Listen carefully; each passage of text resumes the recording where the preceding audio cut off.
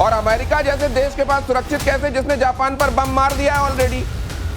देखिए, मैं आपको एक छोटी सी बात बताता हूँ, ठीक है? ये पूरा का पूरा जो स्ट्रक्चर है, ये यूरेनियम एनरिचमेंट का, न्यूक्लियर बॉम्ब्स का, ये तो वेस्टर्न वर्ल्ड ने पहले बनाया, अमेरिका ने बनाया, फिर यूएसएसआर ने बनाया, फिर धीरे धीरे चाइना के पास इनको फंड करता है।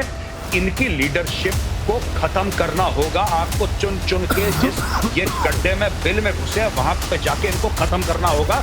ये कश्मीर में आग लगाएंगे।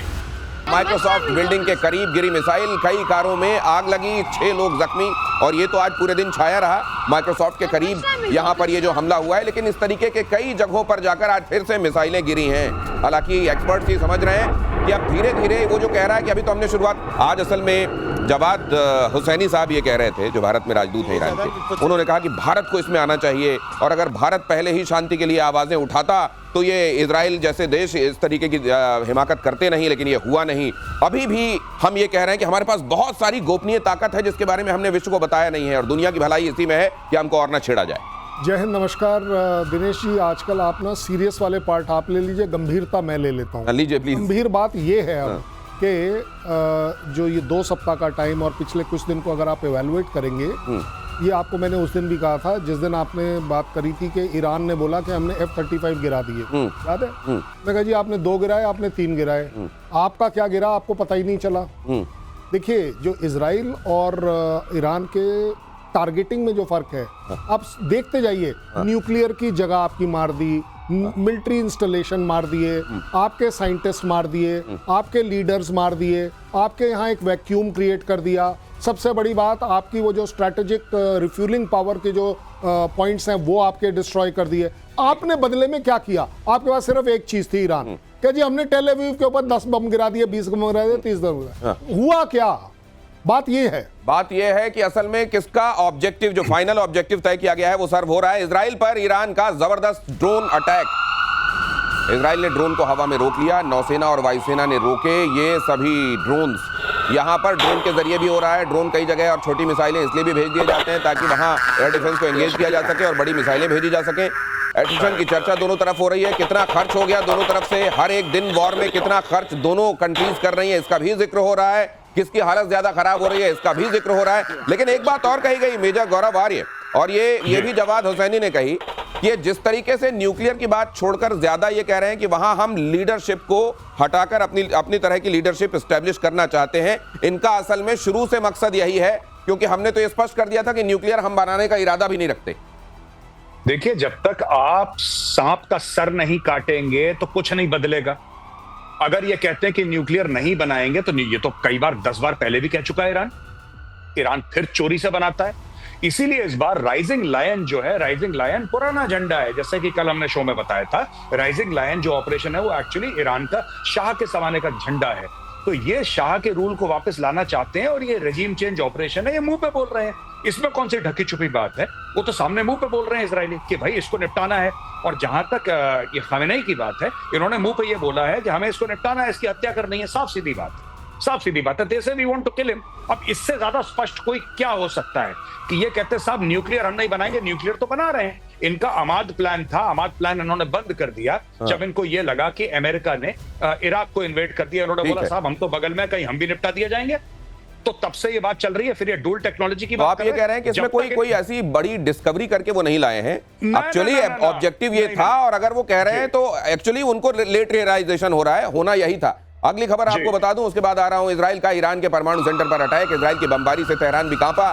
परमाणु ठिकाने पर अटैक से भड़का ईरान। ईरान की सिक्योरिटी काउंसिल से एक्शन की मांग। ये देखिए जरा क्या हो रहा है यहाँ, तेहरान देख लीजिए। और ये एक न्यूक साइट है, और वहां पर हमले के बाद ये धुआं कहते हैं बहुत देर तक वहां मंडराता रहा। हालांकि अब ये मशरूम जैसा दिख रहा है कि नहीं, ये फैसला आप कीजिए। आइए, ये आपको ये बताएगा कुछ दिनों में कि यहाँ रेडिएशन है कि नहीं। सर ये खतरा तो बना हुआ है ना लगातार। ऐसा होता है ना, किसी भी ऐसे साइट पर बहुत सारे केमिकल्स होते हैं और बहुत सारे पायरोफोरिक आइटम्स होते हैं। ये क्या है सर, पायरोफोरिक? जो आग से जल पड़ते हैं। अच्छा। इन्फ्लेमेबल, हाँ, ज्वलनशील। ज्वलनशील, तो ये उस तरह के आइटम्स हैं। और ये जब भी आप हिट करेंगे खास जगह पे, आपको वो सब उड़ जाएंगे। जैसे बता रहे थे, आपको सेंट्रीफ्यूज चाहिए, आपको कॉमन हॉल चाहिए, आपको सारे वैक्यूम चैम्बर चाहिए, सब चाहिए, तो वो सारे उड़ रहे हैं, खत्म हो रहे हैं। अगर आपके पास अभी भी वेपन ग्रेड 60% 100 किलोग्राम यूरेनियम है भी, तो उसको बनाएंगे कैसे? और एक बात है, कई बातें आ रही हैं कि ये बना सकते थे, लेकिन एक बात ये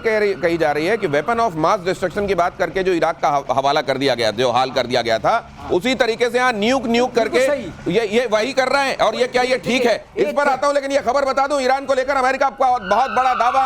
व्हाइट हाउस की प्रेस सचिव कैरोलिन लेविट का बयान, खबर फ्लैश कीजिए जल्दी से। परमाणु बम बना सकता है ईरान कुछ ही हफ्तों में। ये जो खबर आपने बताई, ईरान दुनिया के लिए बड़ा खतरा। हाँ, यही बात मैं कह रहा था आपसे कि जो 60% के बाद 90% जाने में बहुत कम टाइम लगता है। अच्छा, ये वो एक्सपोनेंशियल स्केल पे चलता है। ये क्या कह रहे हैं सर? ये भी समझ लीजिए 60% तक यूरेनियम को संशोधित करने में, रिफाइन करने में टाइम लगता है, लेकिन 60 से 80 बहुत जल्दी होता है। बहुत जल्दी एक्सपोनेंशियल स्केल पे जाता है, मतलब एकदम बढ़ जाता है। अब बात रही दूसरी कि अगर ये इसमें पहुंच चुके हैं तो सुप्रीम लीडर को सिर्फ इनको कहना है, ऑर्डर देना है कि बनाओ। तो सुप्रीम लीडर को ही खत्म करने की जो बात चल रही है, इसीलिए चल रही, लीडरशिप खत्म करेंगे तो बनने में फिर दिक्कत आएगी। टेक्निकली जो था वो ऊपर की लीडरशिप नहीं, तो वो लॉबी जो हमेशा ये कहती है कि देखिए ये वेपन ऑफ मास डिस्ट्रक्शन कर करके इन्होंने क्या हाल किया वहां, इसी तरह न्यूक्लियर करके यहाँ ईरान को और वहां की लीडरशिप को निपटाने में लगे हैं, वो तो और मुखर होकर बोलेंगे आइंदा। कर्नल, ज्यादा बड़ी बात यह है कि ईरान ये कभी डिसोन नहीं करता कि जो उसके पास एक एग्रीमेंट के तौर पर 7% जो एनरिचमेंट अलाउड है उसको इलेक्ट्रिक पॉइंट ऑफ व्यू से, वो उसको डिसोन क्यों नहीं करता? क्यों वो ये एक्सेप्ट करता है कि हाँ कि हमारा कौन दुश्मन है? ये बड़ी बात कह रहे हैं और उससे भी ज्यादा बड़ी बात कि हर एक चीज में एक आदमी की नहीं चलेगी। अकेला यूएस बोले कोई बड़ी बात नहीं। कौन सी घटना, आप अपने दिल पर हाथ रख के बोल दीजिए, क्या ईरान नहीं बना रहा होगा? और अगर नहीं बना रहा होगा तो इससे बड़ी बेवकूफी नहीं कर रहा होगा। देखिए, ईरान का बेसिक एजेंडा हमेशा से ये रहा है कि अगर न्यूक्लियर वेपन जो हैं वो डेटरेंस के हैं, जिस दिन हमारे पास ये डेटरेंस आ गई, इजराइल और यूएस मेरे ऊपर नहीं आएगा। तो डेटरेंस के ये हथियार होने ही चाहिए, वरना उतना एनरिच कर क्यों रहे हो भाई? 7% रखो, अगर उससे बिजली बनानी है तो। ईरान का न्यूक्लियर पावर प्लांट सेफ है, ये दावा किया गया। रूस और ईरान दोनों ने किया दावा। रूस ने कहा बुशहर एटमी पावर प्लांट में स्थिति सामान्य, तो वहीं ईरान ने कहा है कि एटमी स्थलों पर इजराइल हमले अब प्रभावी हुए हैं। मेजर साहब, एक बात और आ रही है सामने, लोग ये कह रहे हैं कि भाई न्यूक ईरान के पास असुरक्षित कैसे और अमेरिका जैसे देश के पास सुरक्षित कैसे, जिसने जापान पर बम मार दिया है ऑलरेडी? देखिए, मैं आपको छोटी सी बात बताता हूं, ठीक है? ये पूरा का पूरा जो स्ट्रक्चर है, ये यूरेनियम एनरिचमेंट का, न्यूक्लियर बॉम्ब्स का, ये तो वेस्टर्न वर्ल्ड ने पहले बनाया, अमेरिका ने बनाया, फिर यूएसएसआर ने बनाया, फिर धीरे धीरे चाइना के पास, यूरोप के पास ये सब फैला। मैं ये आपको कहना चाहता हूं छोटी सी बात कि देखिए, Iran even without nuclear weapons is very dangerous. बहुत खतरनाक देश है ये हमास को पैदा करता है, हिजबुल्लाह को पैदा करता है, हुतियों को पैदा करता है, इनको फंड करता है। इनकी लीडरशिप को खत्म करना होगा। आपको चुन चुन के जिस ये गड्ढे में बिल में घुसे वहां पे जाके इनको खत्म करना होगा।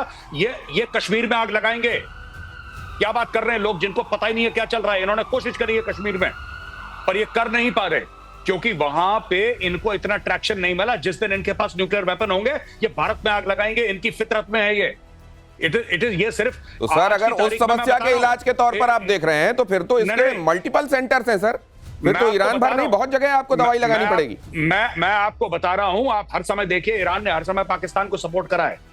इस्लामी ब्रदरहुड के नाम पे इन्होंने हर समय पाकिस्तान को सपोर्ट करा है कश्मीर में। ये सबसे पहले गए थे पाकिस्तान, पहलगाम के बाद, उसके बाद इंडिया आए थे।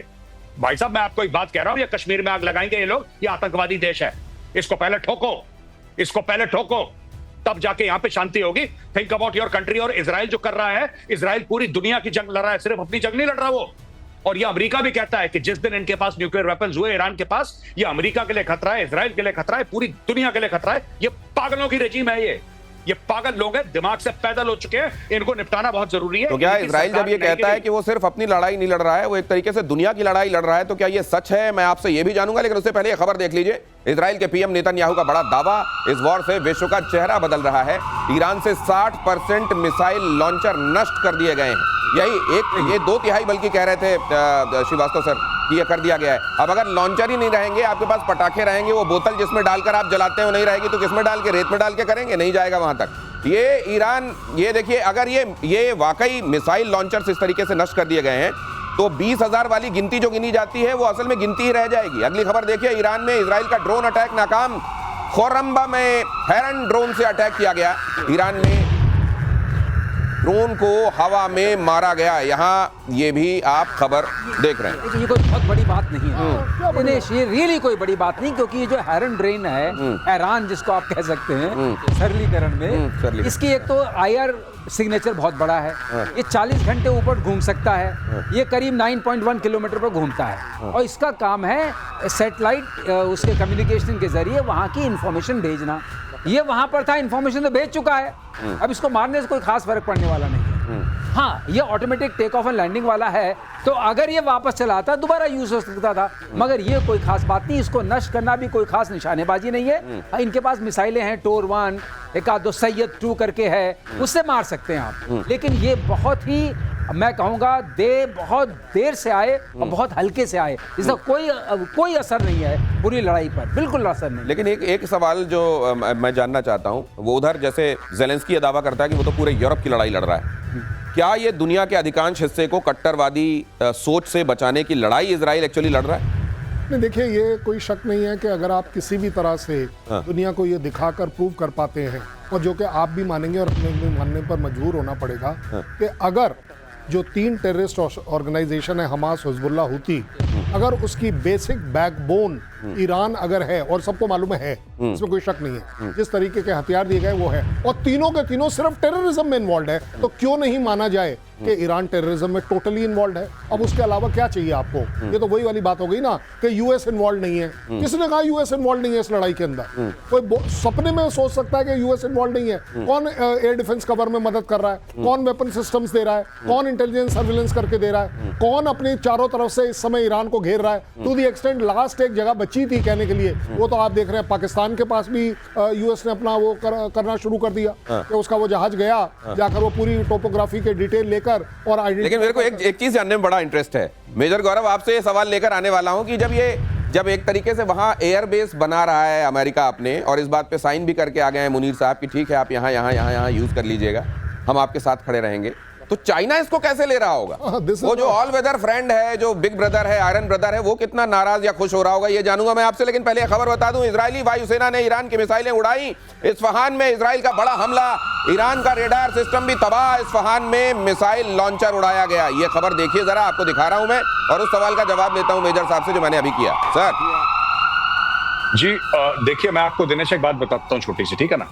ये अगर आप ये देखें जिस तरीके से इजराइल ये लड़ाई लड़ रहा है, ठीक है, इजराइल जो लड़ाई लड़ रहा है और जहां पे इजराइल मार रहा है ईरान को, ईरान की अब चीखें निकलना शुरू हो रही हैं। कुछ दिनों की बात है, ये मामला निपट जाएगा। Now I will come back to the main point, ठीक है।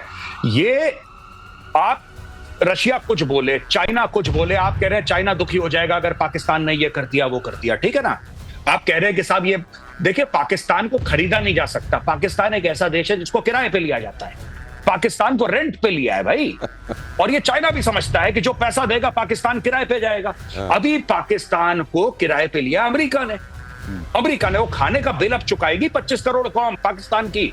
और मैंने आपकी शो पे एक बार ये भी बताया था कि जब भी गोरा हाथ बढ़ाता है और कोई पाकिस्तानी जर्नल उस हाथ को पकड़ता है तो पाकिस्तान में खून के दरिया बहते हैं, लाशें गिरती हैं पाकिस्तान में। ये भाई साहब सच है और ये पाकिस्तान में होने वाला है। और ये बेवकूफ कभी नहीं समझते, वही गलती बार बार जियाउल हक के समय भी वही, परवेज मुशर्रफ के समय भी वही, आसिम मुनीर के समय भी वही। ये कौम कभी नहीं सुधरेगी। ये फिर से किराए पे चली गई है और कुछ नहीं हुआ है। और चाइना को क्या लगेगा? चाइना को इनकी सच्चाई नहीं पता है। चाइना फिर इनको बोलेगा 2 रुपए और ले लो, ये अमेरिका को धोखा दे देंगे। ओ भाई साहब, इन्होंने क्या करा था अफगानिस्तान में? इन्होंने अमेरिका को धोखा दिया था, फिर उन्होंने तालिबान को धोखा दिया। क्यों आपको लगता है कि तालिबान और तहरीक तालिबान पाकिस्तान इनको रोज ठोकते हैं?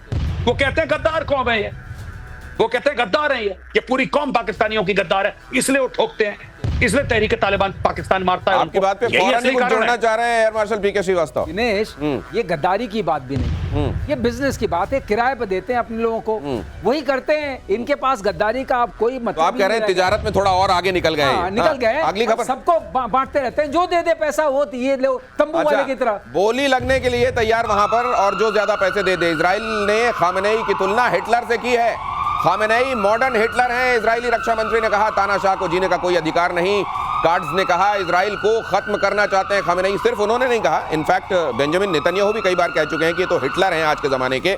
असल में हिटलर को मुझे लगता है वो नाम प्रोजेक्ट करके और वो लेकर यहूदियों के साथ जो अत्याचार हुए वो नाम वो चेहरा यहूदियों के, ये ज़ायनिस्ट ज़ायनिस्ट ज़ायनिस्ट करके जैसे हमला करते रहते हैं, एक तरीके से कौम से नफरत जो दिखाता है उनका स्टेटमेंट, उसको वो हाईलाइट करना चाहते हैं कि दिमाग में जिस तरीके से उनके था कि ये कौम ही साफ कर दो, यही लेकर ये ईरान भी चल रहा है और इसके ये सुप्रीम लीडर भी चल रहे हैं। क्या मैं ठीक कह रहा हूं गौरव सर? आप बिल्कुल ठीक कह रहे हैं। मैं तो आज तक ये नहीं समझ पाया कि ईरान की लड़ाई क्यों है। ये खमेनेई की रजीम है या उसके पहले खुमैनी हुआ करता था। इनकी ये तो हम प्याला हमने वाला हुआ करते थे 1979 के पहले। जो सवाब था इंटेलिजेंस एजेंसी और मोसाद, ये तो कोऑपरेट करते थे। ये जितनी भी साइट्स है जिनके ऊपर हमला हो रहा है, ये ओरिजिनली तो इजराइल ने बना के दिया ईरान को।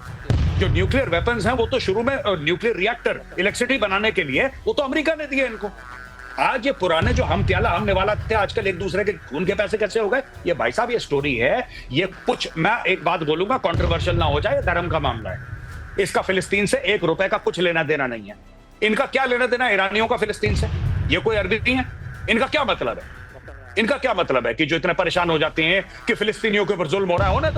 होने दो, तुम्हारा क्या लेना देना है? अच्छा, जब तुम्हारा लेना देना है तो इसका मतलब तुम हमास को भी फंड कर रहे हो और तुम खुशी खुशी बोल रहे हो हमास को फंड कर रहे हो, तुम हिजबुल्ला को फंड कर रहे हो, और जब वो मारता है फिर तुम विक्टिम कार्ड प्ले करते हो। भाई साहब ये जो आज की तारीख में कर रहा है ना ईरान, कल ईरान के पास भगवान ना करे इसके पास न्यूक्लियर वेपन हो गए, ये नाक से खून निकलवा देगा पूरे इलाके का।